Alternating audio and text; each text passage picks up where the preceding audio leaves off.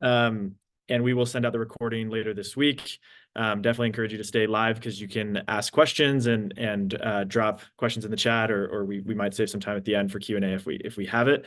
But yeah, we do events like this all the time, so we're excited for many of you that have probably come to past Leland events and many of you that are new. So good to be here with all of you.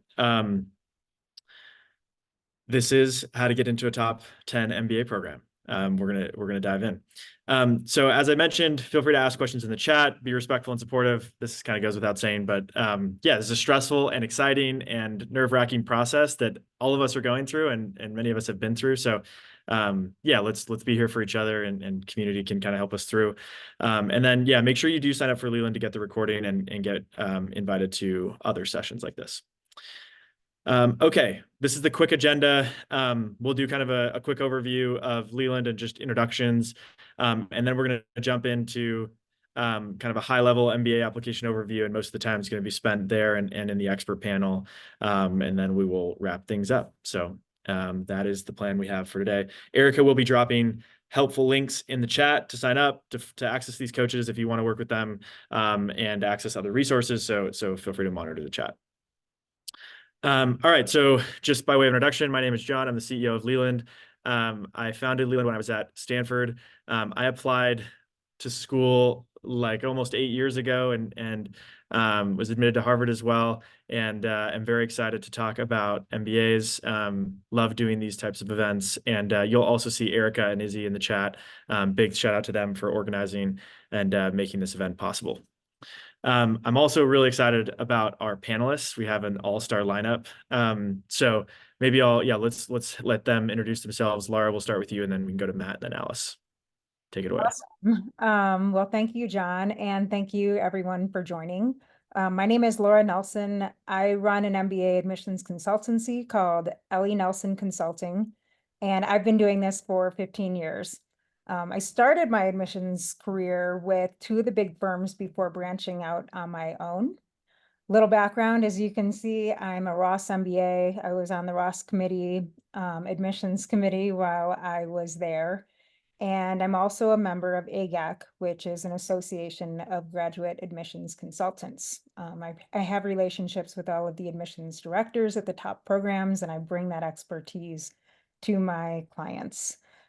Because I've been doing this for so long, I've worked with hundreds of candidates to date across all of the top programs. So really excited to talk about that with you guys today. And yeah, I look forward to the conversation. Thanks, Laura. Take it away, Matt. All right, thanks, team, and thanks everyone for joining. Nice to meet everyone. My name is Matt. As you can see here, I'm an MIT Sloan alum and currently a project leader at BCG in our Washington, D.C. office. Prior to all that, I was in the Navy, where I first started kind of coaching MBAs as I went through my own kind of application process. And then at Sloan, I was actually the Veterans Club president, where I worked kind of closely with the admissions team on, how do we get the most out of our veteran applicants and how do we translate that to something that the admissions committee can understand. In terms of coaching career, kind of, as I mentioned, started informally, and then I've been with Leland really since they started. Love working with, non-traditional backgrounds and traditional backgrounds. I get a lot of engineers sent my way, but, love working with all people, and, excited to talk to you guys today. I'll kick it over to Alice. Hi, everyone. My name is Alice. I actually went to University of Michigan for undergrad, go blue, but graduated from Harvard Business School last year. My background, started my career in finance, worked in investment banking and growth equity, and now I'm currently a startup founder working on my own women's health company. I've been coaching and mentoring for the better half of the past decade or so. I actually spent some time as a peer coach through the University of Michigan Career Center, and also was involved in nonprofits such as Synergist Network and Minds Matter, if you guys are familiar with that, and have been coaching with Leland for the past year or 2, and have done a large amount of my own freelance coaching as well. So working with both regular and deferred candidates to a number of the top business schools, and excited to meet you all. Great. Thank you. So as you guys can see, we have an all-star stacked lineup tonight. Very excited to get their insights. We also love to get to know you, who are on this call. If you want to turn on your camera, great. If you don't, that's totally fine as well. But if you could drop in the chat, where are you working right now or studying? It's always fun to hear where people are. We typically have people from all over the world. And then what's your dream MBA program? Love to hear it. Drop it in the chat.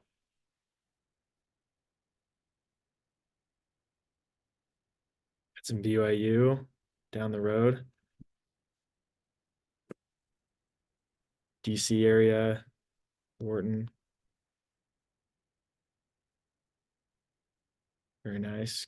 New York Consulting. Steve Lauder companies, nice. Got some banking. There we go. We got the Navy there. Army. Awesome. It's good to see some military backgrounds from Matt and others. I know Laura, you've worked with some military as well.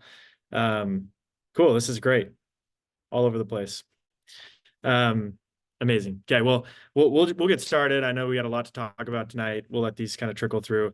Fun to see so many people here. And again, feel free to drop things in the chat. Just a quick introduction on Leland for those of you who haven't heard about us. We're trying to build the one-stop shop to help people break into the most competitive schools and companies in the world. We do that through connecting you to amazing people like the folks on this call. We have 750 coaches across all different categories. We have about 50 categories on the platform. MBA was our first, and so it's definitely our bread and butter, but we do anything from consulting to private equity to data science, software engineering, all sorts of different career paths, in addition to everything on the education and test prep side. So if you're studying for the GMAT or the GRE, we have a number of amazing tutors that can help you, that are very active on the platform and have a number of clients. I've actually seen some names of people that are already working with some GMAT tutors. So definitely let us know if we can help you in anything. We also do a ton of these free community events. I think we have like 30 lined up in the next month. So be on the lookout for more of those. And then we also have Leland Plus, which is a content library that's an affordable way to get access to many of these coaches and others through video content, example resources, example resumes, essays, and a bunch of other things. So we can drop in the link for that as well. It's working. We help tens of thousands of people get into many of the best companies and schools in the world. We're kind of off to the races. Been at this for about 3 years, even though our coaches have been at this for decades. Often people have never worked with a coach. I never worked with a coach until I applied to MBA programs. So sometimes people wonder, like, what even is coaching? So you'll get a sense for some of the expertise that you'd get, but it's not just sitting on the phone with someone and them talking at you. It's actually kind of drafting someone onto your team to help you end to end. And that could be through application strategy and discussion and debate and kind of brainstorming together, but it could also be in the weeds, tactical editing of your essays or resume or other things. And even things like preparing your recommenders to do a good job. I had no idea how much prep went into just making sure my recommenders executed well. So that's why you trust a coach. It's funny, we have round 3 deadlines this month. And so we're kind of experiencing all of the people that had wished that they got a coach earlier flood the platform and say, oh, my essays aren't as good as I'd like, or how do I do this or that? So definitely don't wait if you're applying round 1 or applying next year. Get started early. We have a number of our best coaches will fill up. And so we want to make sure we match you early. Feel free to shoot me a DM. I'm happy to hop on the phone with any of you. We also have several folks that are willing to do that on the team. This is one of the special emails that I've gotten in the last little bit, which was a first-gen applicant that got into Harvard Business School and said, John, thank you so much. I don't even know where to begin thanking you. Because of you and Leland and Andy, my life and my family's life has forever changed. I don't know how to tell you how thankful I am. My goal is to get emails of you getting into your dream school. So, and I know that's the dream and the goal of all the coaches on this panel. So definitely make it happen. We'll drop a link in the chat for you to hop on the phone with us. We can help you get matched to the right coach, help you kind of make a plan for your application. I know many of you are probably wondering, where do I even start? So with that, we're going to jump into the main part of the panel. But yeah, I wanted to just kind of share a little bit more about who we are. So when you jump into an MBA application process, there are a lot of things to think about. This is just like the starting point. There's a bunch of other things that go into it as well. Obviously, you have the test, the GMAT or the GRE. You have kind of a high-level application strategy and what the narrative is that you're trying to share. You have recommendation letters, extracurriculars, awards, honors, your MBA resume, You have all sorts of different types of essays, some schools that require like 7 different essays, others or variations of short answer plus essays, others that require just a couple. And then of course you have the interview once you submit everything. So there's a lot. I'd love to hear from you in the chat, what part of the application process is the most intimidating or stressful for you? And we can kind of, we're going to talk about a lot of these things. This session is meant to be sort of a surface level. We'll go deep in a couple of areas, but we want to kind of give you a lay of the land of a lot of things. And then we are going to do different sessions, and you can obviously go deeper with a coach. So we have GMAT, interview, essays. We're covering almost all of them. I was most stressed about recommendations. I felt like it was the only part of the application I couldn't control, and I love control apparently. Erica, my team laughs, has to work with me. But yeah, there's a lot that goes into every part of the application, so it makes sense. This is great. Okay, so let's jump into the panel. I think maybe the first, just to kick things off. This is obviously a really tough question, but if you're just speaking to a group of folks that are applying, and if you don't mind dropping in the chat when you're applying, that can help us too, if it's this year or if it's next year. But maybe we'll start with you, Alice. We'll go backwards. What's your best tip to applying to a top 10 MBA program? Yeah, I think applying to business school is actually one of the most rewarding experiences I had, because it allowed me to really get in touch with myself and really reflect and better understand who I was as a person throughout the entire process. I think my best tip is really understand what your superpowers are. I think a lot of times people come into the process thinking, I don't have a really unique career path, or I'm not super, I'm not a little Olympian, or I haven't won a million awards. What can I actually write in my application? And I think that's totally a myth. I think everyone has a very unique set of experiences and skills that you can bring out and pull out to create a very unique case as to why you would make an exceptional MBA candidate. So I think it's really being able to reflect on what your superpowers are, what makes you unique, and using that to your advantage. Yeah, that's great. Matt, anything you'd add? Yeah, I guess like I don't want to just repeat everything because I agree 100%. Like the self-reflection is so important. I think the only additional piece I would add is like be intentional, right? Like this is a big part, a big life decision, right? And in a top schools are hard to get into, right? Like you want to give your full effort and full attention to something like this. And if you're at a place in your career where you might not be able to dedicate that, like I would seriously think about, right, do I have kind of the capacity and the focus, and do I have a plan to do this the right way? Because I genuinely believe, it takes 100% to really put your best application in, and that's important. Yeah, those are both really good tips. It's more intensive than you'd think. And I think, you want to look back on the process and be grateful that you put in the time that it took to get into a place you're excited about. Laura, anything else you'd add? Yeah, these are great tips from Alice and Matt. I would build on this by just saying, like, I look at this process through the lens of a marketer, because that's my professional experience, and really have to think about your audience, right? That's the admissions committee at that program you're targeting, and think about calibrating your candidacy to the program. That's not to say you have to be any one thing or fit in one box, right? But you do get some clues. Check out the class profile, understand how your GPA and your test scores align, understand how your career goals align with their employment reports, right? And, through the essay and other materials, you're going to align your culture, academic, professional, and extracurricular offerings to the program too, right? So, those are all important things to keep in mind. And, to Matt's point, like, if you don't have the focus, maybe it's not the right timing, because these are very competitive programs, right? And they take a lot of effort. The timing of this presentation is so great because you have several months if you're applying round 1, 2024. This is an amazing time to start with strategy, right? Whether you're doing it on your own or whether you're working with a coach, the timing could not be better to get this process started. Yeah, that's great. We trying to get ahead of the game here and get this on your radar. And so props to all of you that some of you are even applying a couple years out, which is excellent and gives you even more time to think about it. But even for those of you who are applying this year, yeah, feel free to drop anyone else that wants to drop in the chat when they're applying. We can help kind of tailor some of the tips.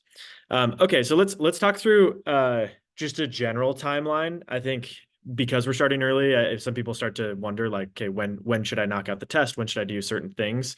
Yeah, maybe we'll go back to you, Matt. What's kind of a timeline that you recommend for folks in an ideal world? And I know it's never a perfectly ideal world, but yeah, anything you would add or share there? Yeah, I mean, it's a great question. I am tempted to respond with my typical consulting answer, which it depends, right? But like all jokes aside, right? I think at least my perspective here is, and I saw a lot in the chat, right? Like the GMAT is such like and the GRE is such a big, like, it's so intimidating. And in my view, I think like get that out of the way first, right? Like do the studying, get the test score you want, and then focus on, the essays and kind of building your brand and your story. Because I think that is like, right, the test score is a number, right? Like you have to get the test score that will make you competitive. Like there's no way around that. Getting that behind you just, I think, frees up your mental capacity to truly do what Alice really said, which is reflect, understand, like, who am I as a person? What do I bring to the table? What do I want to go do with my life if it's a complete career change? And I think that mental space is just so much more clear when you have that test behind you. And I think the resume, it might be daunting at first, but I actually think a resume can be done pretty quickly. So, I guess to kind of recap, I would do test first, then I would get the resume done. Again, lock that away, you're done. And then shift to the by school kind of essay portion of things. And I guess like my final round here would be, don't leave your recommenders out to dry and give them, ask them to write a recommendation 2 weeks before the deadline, right? Like there is a point of, you need to get that ball rolling and get it into their court so you can focus on what's in your control. Yeah, that's a great answer. I know I give you a big job because there's like a million things that go into this with recommender prep and selection and everything. Maybe Laura, anything else you would add on timeline that's worth thinking about? Yeah, I think Matt hit it out of the park with starting with that test, get it out of the way. I know it's not the most fun task, but it does get a lot more fun and easier once that's behind you. I've worked with candidates who are trying to do, the test and all of the application materials at the same time. And, that's a lot to focus on in addition to a full-time job. So, no real disagreement there because, that's exactly how I work with my clients too. Yeah, that's great. Okay, let's keep going. We're going to go through a few different parts of the application. Again, like we're going to cover kind of the first 5 or 10% and see how deep we can go in the short amount of time we have. But yeah, we're not going to be able to cover everything. What we will do, we actually do have a big MBA week coming up in a couple of months where we're going to go through a bunch of different sessions and topics. So if you haven't registered for that, it's free. So make sure you register for MBA week. Erica can drop the link to MBA week. So anyways, Alice, let's go over to you for kind of primary differences between MBA resumes and regular job resumes. I know a lot of people have questions about this, and it probably depends a little bit on the industry, but what's your thought on this question? Yeah, absolutely. I think both should still highlight your accomplishments to the best of your abilities. But I think the main difference that I found is when it comes to MBA resumes, kind of two things. One is being able to really play up your leadership skills a lot more than what might be written in your professional resume. I think those I tend to see to be much more heavily indexed on your work projects and your deal experiences, and kind of the tiny line at the bottom are your interests and your leadership experiences. And so I would say that's one thing. And the other thing is thinking about it through the lens of AdCom. They really want to see how you can set yourself apart from your peers. So how are you, punching above your weight? How are you really standing out? And I think that there was a lot of things when I first did my first pass, when I was applying to business school, that didn't even realize was super important. So for example, those random awards and honors that you received in college that maybe you didn't think about are actually super helpful to put on your MBA resume, because it shows some sort of distinction. It shows that ways that you're able to, stand out from others in your class. Other things in your professional career, such as, were you someone who was top ranked in your consulting or banking class, or were you someone who led initiatives when it came to recruiting, or were you working on some type of project or attending board meetings or doing certain things that other people weren't doing? To the extent you can highlight these differences, I think that really works in your favor. Yeah, that's great. Laura, anything you'd add on this one? Yeah, I think, Alice put it well. A lot of the resumes that I get from candidates starting the process detail like their day-to-day responsibilities rather than achievements. So we go through the whole exercise of translating those to achievements, demonstrating, where the impact has been measurable or immeasurable, showing that extra initiative, professionally and otherwise, and also adding in those extras that Alice mentioned from university onward. Take out that skills section at the bottom that talks about your ability to use MS Office, for example. No one cares about that. That's table stakes. It's much more interesting, say, if you've done something really interesting outside of work, or if you use that space to talk about the unique things that you're involved in and that that you're doing with your free time. Yeah, that's great. Yeah, there's lots of things that are the kind of like, if you go to a resume builder or whatever, there's like the summary at the top and there's the office skills. Like there's a lot of things that you definitely don't want to do, is kind of just table stakes, basic stuff. And then I think to Alice's point, if you're applying to a job, people do care about the deal experience. They care about, that you know how to write SQL or that you learned this specific technology.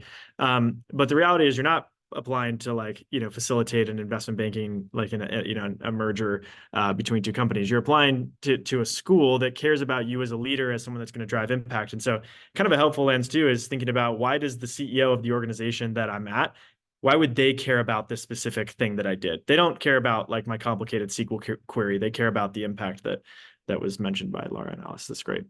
Okay, so let's go to kind of like, what if I were to zoom out and just say, what is my resume accomplishing? Maybe Matt, you can help us with this one. What role does it play in the application? And yeah, maybe just yeah, how do you think about that?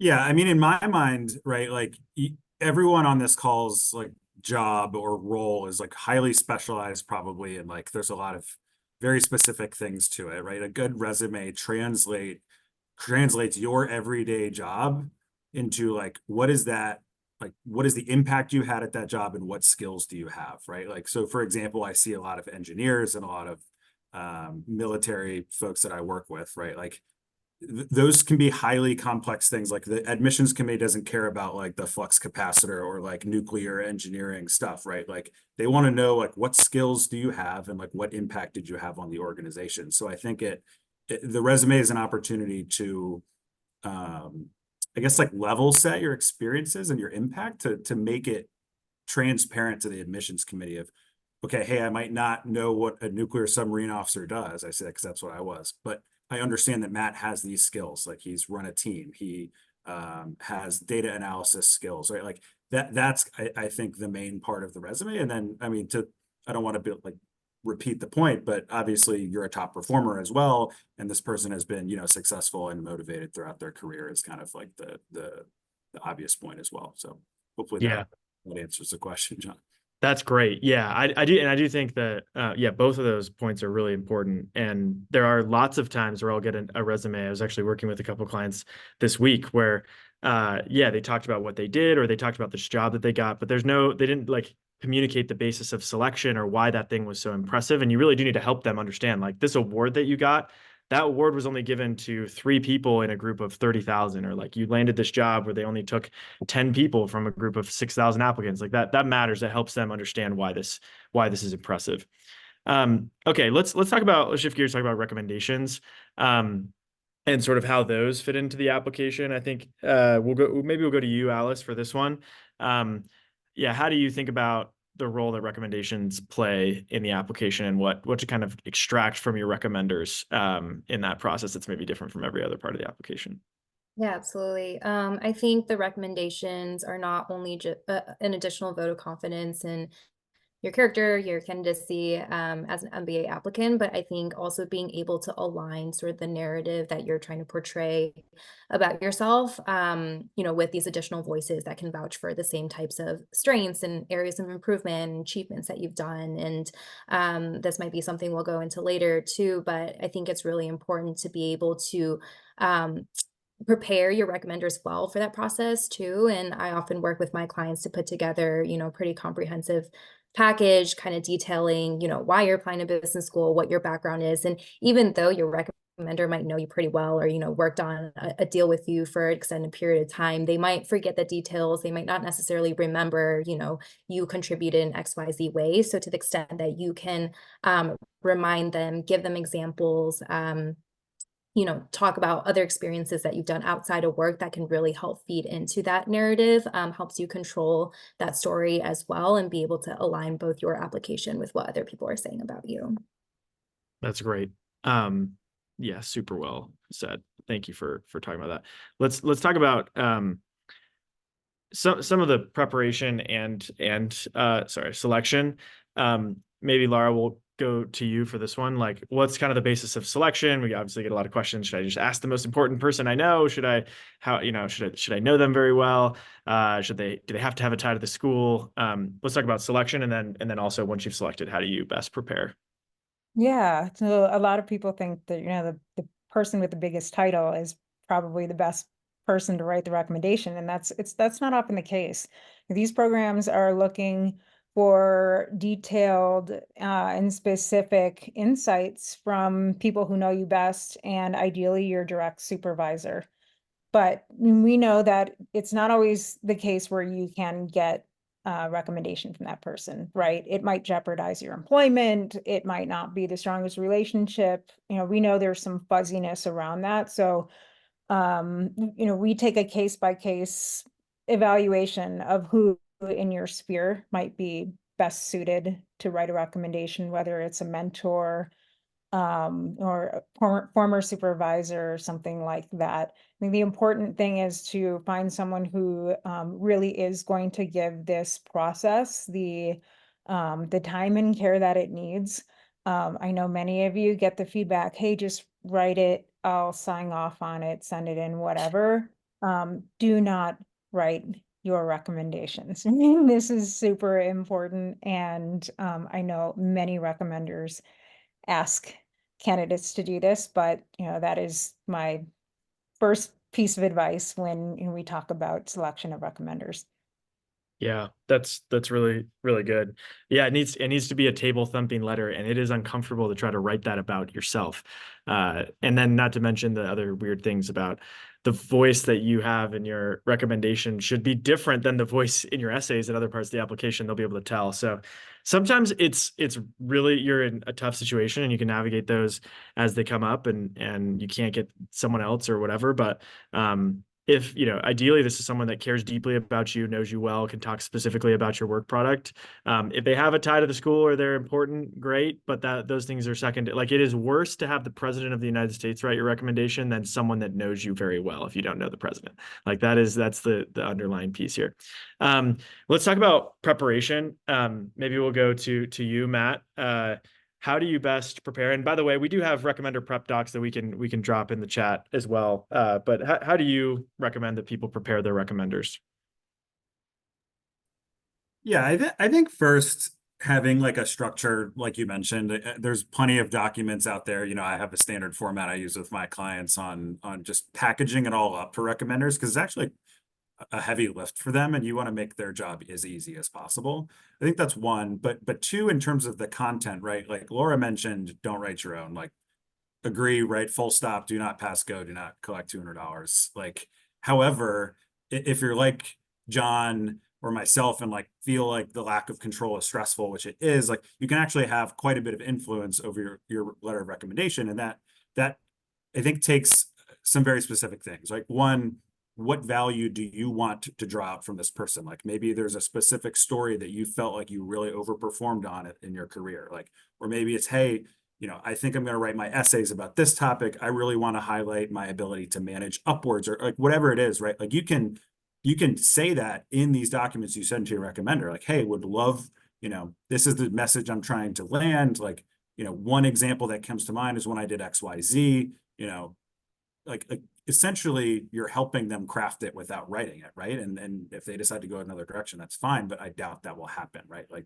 so I would be intentional with how you want to use it. Like, you don't want them telling the same story you're going to tell in an essay later, right? It should be unique value add, and it should be something that they can provide good perspective on, a good, specific project that you did with them or something like that. So that's kind of how I approach that, because it's an important part of the application, and it can feel like you don't have control, but you have more than you think. Yeah. That's a really important point here, is you can control, you can influence these. And I think the other interesting thing about when you put that, that packet together, we'll drop one in the chat, and Matt has one, and others, and I'm sure Laura and Alice have one. I think it communicates a couple things. Number one, it's helpful, right? So first thing is it gives them examples, gives them specific things that you're encouraging them to write about. But it also does a couple other things. Number one, it tells them, man, they are serious about this. Like they just spent a lot of time putting together this 2-page, 3-page packet, and it's really nice and buttoned up and it's helpful. I don't want to mess up their process, versus like, hey, will you write my recommendation? It's due in 2 weeks. I'll send you the link. It's like, oh, okay, well, I got a lot going on. I'll just kind of write it in an hour and submit it. So I think it sort of also invites a spirit of collaboration, where you say, hey, like, if you want, I'm happy to read the recommendation and give you tips or whatever. Like, this is a team effort. I'm drafting you onto my team. And one funny thing that schools do is when you open up that recommender portal, the school sort of frames it as like, hey, tell us how Lara really is. Like, is she actually special? Like, rate her on all these different dimensions. And you're definitely not asking them for an evaluation. Like, you're asking them for a recommendation. You're drafting them onto your team. So if they want to evaluate you, like, you can find someone else that will actually recommend you. And so it's helpful to have that collaboration. Thanks, Matt. Super helpful. All right, let's shift gears to essays, because I know there's definitely a lot of questions about essays, and we got a lot to talk about here. There are lots of different types of essays that you will get. Hard to even bucket them, but we tried a little bit. I think there's kind of the general personal statement essays, which is what matters most to you, or what else do you want us to know about you, or a cover letter, or kind of the values that you have. A little bit more open-ended. They want to just hear more about you and what drives you, and not only what drives you, but why should they care about what drives you. I think the why the school essays, schools want to accept people that really want to go to their school. So these are the why Stanford essays, or why do you feel like Columbia is a good fit for you, or how do you plan to use the Wharton MBA? And you can't really just copy and paste an essay from another school when it comes to that. Maybe there's certain reasons that you can kind of copy over, but the specifics are tailored, so that helps them get a sense for how much does this person want to attend our school. And then the last bucket is sort of the catch-all other bucket. There's which you will find everything under the sun, but it could be, tell us about a time you had a positive impact, or describe the biggest commitment you've ever made. There's all sorts of different behavioral prompts or other types of essays or questions that you will get. So expect a lot of these depending on the number of schools that you apply to. I would love to hear in the chat too, if you guys don't mind, how many schools are you planning on applying to, if you know? I know many of you are probably trying to figure out if it's 2, 3, 7, 10, somewhere around there, but it's helpful because that does change the number of essays that you will write. We got some big numbers, 10, 6 through 8, 4. Great. Well, let's jump into some of the actual essays. Alice, we'll go to you for this. How do you recommend people start writing their essays? It sort of feels like you can outline it, you can just vomit onto a page. Like, what do you recommend? There's all sorts of different approaches. Yeah, so I have my specific approach, and it's not necessarily for everyone, but especially when I'm working with my clients, I love to kind of deep dive into almost like a therapy-like session. So I usually spend an hour with people and really get to know them, tell me about your upbringing, your relationship with your parents, what were pivotal moments in your life growing up, what did you like to do, what was your career trajectory, all of those things. And I think being able to just stream of conscious and talk about your entire life allows me as a third person to sort of also pull out important themes, kind of connect the dots and see where passions and where your eyes light up and what things are really driving and motivating you. You don't have to do it with a coach. You can sit down with a friend, a family member, anyone, and just kind of spitball and stream of conscious, your experiences, your life, what motivates you, what your strengths and weaknesses are, and just put that to a page and be able to just kind of start creating that canvas of like, what are the themes that I want to explore? Kind of going back to what we were talking about earlier, I don't think there is such thing as, I have too typical of a path where there's nothing unique to write about. I think this allows you to be able to pull out what are those unique things about yourself, what are the things that really drive you, to start creating ideas about what things you want to explore in your essays. That's great. Yeah, that there's definitely, I think it's a really good point that some people kind of have the stream of consciousness. Some people have outlines. Some people have, here's a list of things that I would like to include or that make me unique. Laura, anything you would add on getting started with essays or how to kind of attack these? Yeah, I start very broad, kind of how Alice described it, maybe with a little more structure to get to know my clients and understand, some of the context of their life experiences, because to Alice's point, like there are often gems and themes in someone's background that they might not think are unique or interesting for essays, but actually end up being great stories to tell and share with admissions committees. You all probably already know that there is some subjectivity to the MBA admissions process. Yes, they want to see certain, GPAs, certain test scores, et cetera, but the essays are really where you can differentiate yourself as a candidate.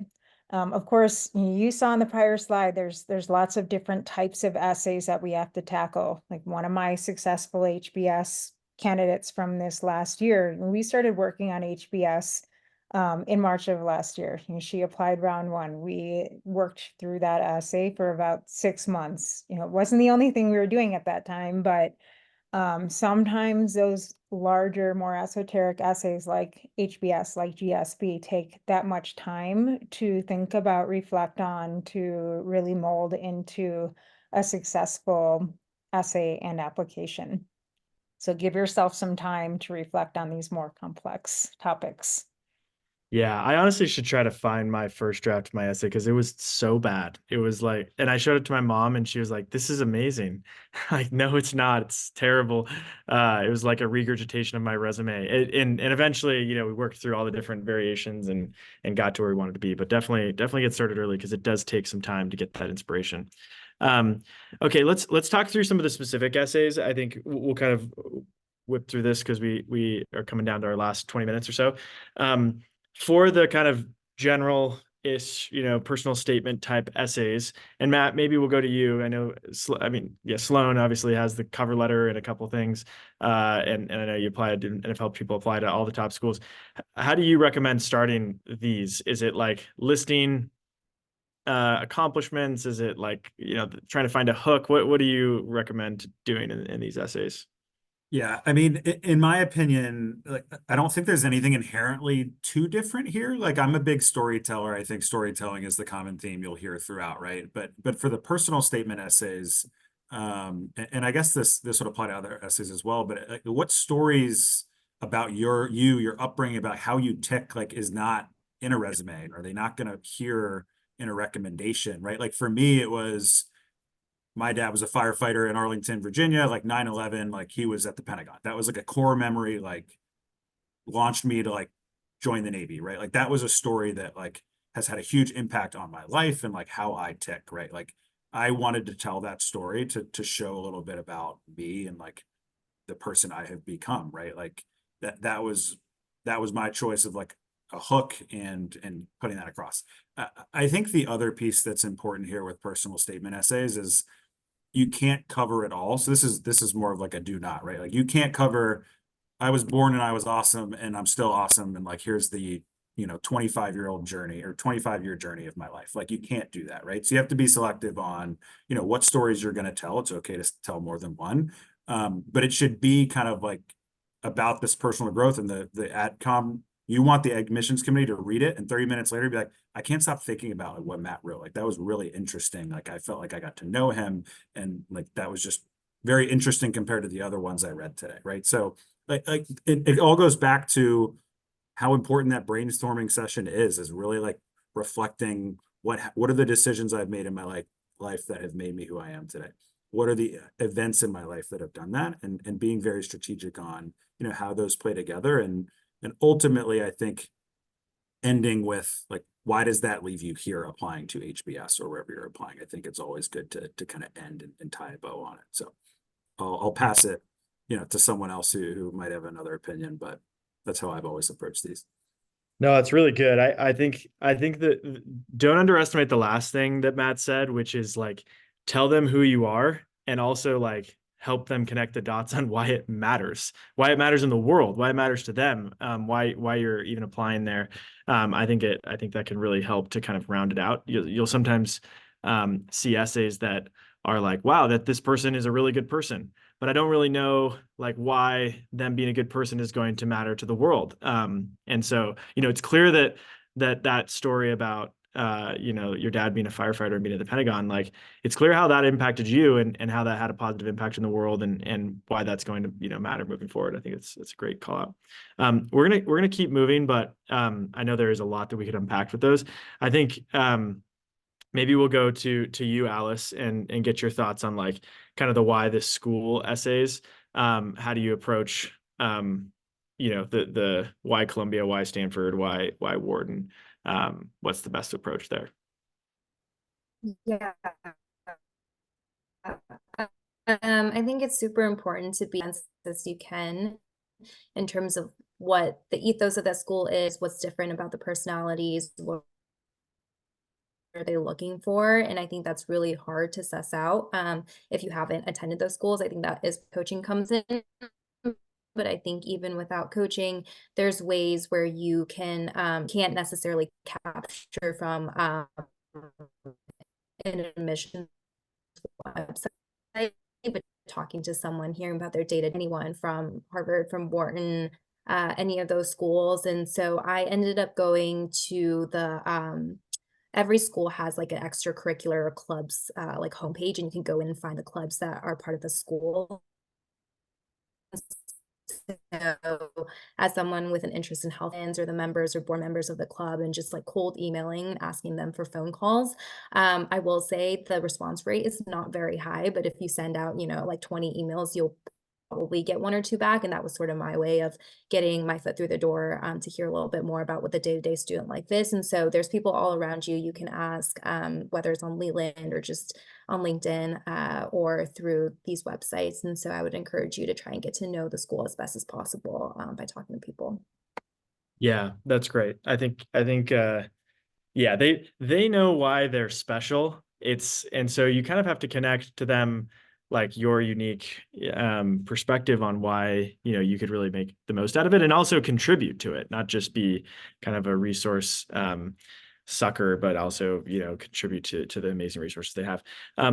Laura, anything you'd add to either of these on the personal statement front or the why this school essays, how to approach them? Yeah, I think one point to tag on to what Alice is talking about, reaching out to people who are leading clubs of your interest. I would also recommend reaching out to ambassadors for each of the programs. So if you select, type in Google ambassador, your target program, that's typically what these people are called for each MBA program. These are a set of students who have raised their hand and identified themselves as people that prospects can reach out to, engage with, and learn more about the program. And that is a fantastic first step for approaching the why this school essay. It could confirm your assumptions about the program and why you might be interested in a good fit. Or it could, tell you a different story, and maybe you decide not to apply based on, a handful of conversations you have with students, right? But so either way, it's going to help lead you to the more specific response for these types of essays, and be very, valuable for your process. Yeah, that's great. Okay. We have a couple more Can I do questions. one saved round on that one, actually, John? course, yes. This is, I love these essays. I think just like one thing I want to kind of land here is like, think about, there's 3 points, right? There's a point like you in time where you're applying to business school, you have a certain set of skills, right? Then there's point C where like you want to be post business school. And like this middle point is like, we have to like land that message. Like, why is it MIT Sloan? Why is it Kellogg? Why is it this school and only this school? So I would think about like, what are the skills I have today? What are the skills I need to have, 2 years from now? And then you dial in kind of that awesome richness of the research that you've gotten to really land like why only that school. They know you're applying to other schools, doesn't matter. Only that school is going to be the MBA for you. So I like to think of it as like an arc, and you need to focus on tying that arc together. Yeah, thank you. That's super helpful. This is also just one anecdote reminded me of like when you're preparing for interviews too, and they say, hey, tell us why you want to get an MBA. That is your chance to tell them why you don't just want an MBA, but you want an MBA from their school. You're in the room with them, right? Sell them on why you are there. And of course, this isn't like I'm only going to reach my goals if I make it to Sloan. It's like, no, you're going to change the world no matter what, but you know that Sloan will accelerate that in a specific way, and you'd love to be a part of it and you'd love to contribute to it. That's great. Okay, let's just wrap it up with like any sort of common mistakes, pitfalls. I'll open it up to any of you three to share any thoughts or things that you see. I'll share one while you're thinking of one. I think that writing an MBA application essay is a very productive essay. It needs to move quickly. It needs to share deep stories that leave you, as Matt said, thinking about the person, but it also can't be this like creative writing assignment where you go deep on like the color of the dirt in this specific scene. Like maybe, but like most of the time it's like you're sharing specific stories that hook them, but also show them how you've developed and how the theme has evolved over time. So one of the mistakes that I see is someone kind of picking one story that is and having tons of like anecdotal pieces that don't necessarily contribute. You can pick one story. I don't want this like everyone has a different approach, but I would say most of the time the best essays are productive. They do kind of move along, and they are not like creative writing assignments. It's just a risk that you can take. Sometimes it's worth taking a risk, but I usually don't love it, and it's okay if you guys disagree with me. But that's one mistake. I'll open it up. Anyone feel strongly about common mistakes or pitfalls? Oh yeah, I have a few that come top to Great. mind. In addition to yours, John, which are great points. Not answering the right question. I see that a lot. This is not an opportunity for you to just plug in a story that sort of matches what they're asking. And importantly, I put this in the chat a few minutes ago, and I think it's worth repeating here. Telling the admissions committee what you think they want to hear, right? So many of these programs have a brand, and you might think, oh, they want finance types, whatever, like I'm going to go hard into that. If that's your interest, great, but you do not have to be one brand. These schools are admitting a diverse class. The best opportunity or the best strategy for you is to be yourself, right? They are looking for differentiated candidates. They are looking for you to be yourself and to put your best foot forward. So keep that in mind, and don't defer to the generic or the brand you think they want in these essays. That's great. Matt, Alice, any other thoughts? You had said something earlier, John, about We're losing you a little bit, Alice. regurgitating your resume into your essay. Can you hear me Yeah, it's just a little choppy. better now? Let me know if it's still. Just saying earlier. Oh, I'm sorry. I think we're Mentioned I think it's tough to hear you. I don't to know. not regurgitate your resume, and wanted to build upon that and say, I think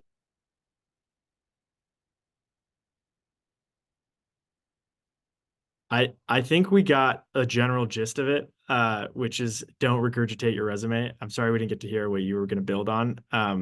But that's a very good one, and a very common thing that we see. I'll give a 10-second answer for time, John. I think just being punchy in your stories and like thinking strategically about what I call essay real estate, which is if it's a 450 word essay, like being intentional about like I can probably get 2 stories in a 400 word essay, which people are like, no way. Like you actually only need like 100 words to tell an actual story. If no one cares about the background, they care about what you did. So being intentional with that, and that way, to John's point earlier, like you're not being overly verbose, you're not talking about the color of the dirt, like you're focusing on impact, and then you're tying it up nicely at the end with and that's why at Sloan I'm going to do X, Y, Z and save the world. Yeah, that's great. Alice, I'm sorry. Your camera seems to be working. If you want to try again, if it cuts out, we can. I just typed in the chat Okay, great. We'll go with in that. case I'm still cutting out, but I was just saying, similar to not Let's go with the chat because it is still a little choppy. Sorry. We did have you for the first half. It keeps teasing us a little bit, but that's great. Yeah, you could turn your camera off. I don't know. We can keep going. All right, we have 2 questions left. We are going to have to go very fast. Maybe we'll just go to you, Laura, on this one. Generic candidates that are coming from kind of overrepresented backgrounds. What do you recommend doing? Yeah, would love to hear your thoughts. Yeah, I get this a lot because I work with either overrepresented or non-traditional like myself. Similar to what Alice said before, this does take some introspection, some brainstorming. Think about what your friends and colleagues appreciate about you, how your interests set you apart. There certainly are opportunities, if not with your identity, with, your passions, your interests, your perspectives, your prior experiences that will help you stand out in this process. Yeah, that's great. And also to bridge this and the previous question, sometimes people feel like because they are generic, they have to commit to this like totally new narrative about who they are and what matters to them. And like these admissions people see right through that. Like if you've been in like one industry and then you write all of your application about an industry you've never really worked in, but you had like a freshman year internship in, it really needs to be believable. And maybe you do have some side experiences that can connect those dots for them. I think that is one approach to, one of our coaches, he worked at BCG before business school, but he was really interested in sports and he had lots of experiences outside of consulting that kind of contributed to that. It's okay for him to write about sports because it was very believable. So anyways, that's a great call out.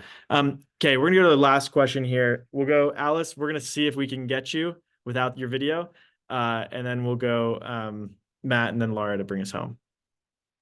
All right, I'm so sorry. Trying. We can hear you. We can hear you. Great. It's perfect.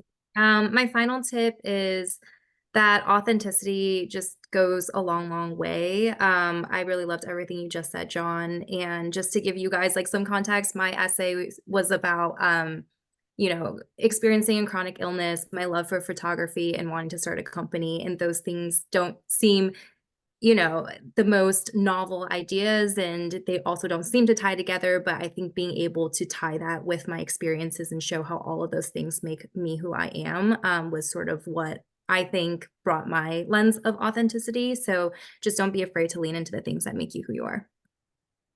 That's great. And it was crystal clear. So thank you. Matt, we'll go to you and then Laura.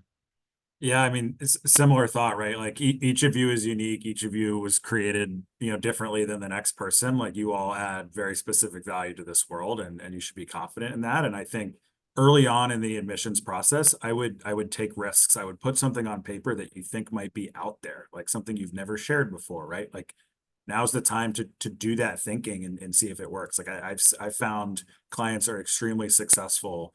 And then afterwards, like I would have never thought to write about that to an admissions committee. And it's like, yeah, it's awesome. Like that's what this is about, right? Like, so be patient, take risks early. And if you're working with a coach, like open up to them. You might not ever meet them in person. You might you have nothing to lose by just opening up to them and seeing what they can do for you. So. That's great. Laura, bring us home. Yeah, great points from both Alice and Matt, and of course you, John. I would say to everyone, give yourself time. So the MBA is a transformative experience. We've all been through it. We are better for it. And this is an intense process that demands your attention, similar to what Matt said earlier. You get out of this what you put into it. So don't leave it to the last minute, and let yourself be challenged by a good friend, by a coach. Like, they will help your materials and your candidacy get better if you give it the time that it deserves. Yeah, that's so good. My quick 10-second tip is kind of building on that and what you all were saying, which is, if it makes you uncomfortable or you're a little nervous about it, lean in. Ownership and kind of diving into areas that you might be nervous about or uncomfortable, and sharing your perspective on that can actually often lead to the best essays. So, okay, can we show some love for these folks in the chat for taking the time out of their Wednesday to be here with all of us? Erica just dropped their profiles, and you feel free to reach out. Many of you have already started reaching out to them for free intro calls. Definitely encourage you to do that. I also dropped my calendar in the chat. I'm happy to chat with you about anything. But this is great. Thank you, Matt, Alice, Laura. It's super, super helpful. Yeah, I've learned some stuff today too. And yeah, make sure you reach out to the team. You can reach out to any of these coaches directly. You want to make sure you're set up with the right person. They will fill up. We also can hop on the phone with you and make sure you find the right person to help you. We want to be there, and we have someone for every background, budgeting, and goal. So want to be here to help. And with that, thank you for joining. We are right on time, which is great. We don't have a ton of time, but we did get a lot of questions answered in the chat. So yeah, make sure you sign up for Leland, book time with your coach, access all the resources and guides, and hopefully submit an application that you're very proud of, and send us your congratulations email. We will send you a congratulatory package if you reach your goal. So make sure you let us know, because we would love to celebrate with you. Thanks for being here.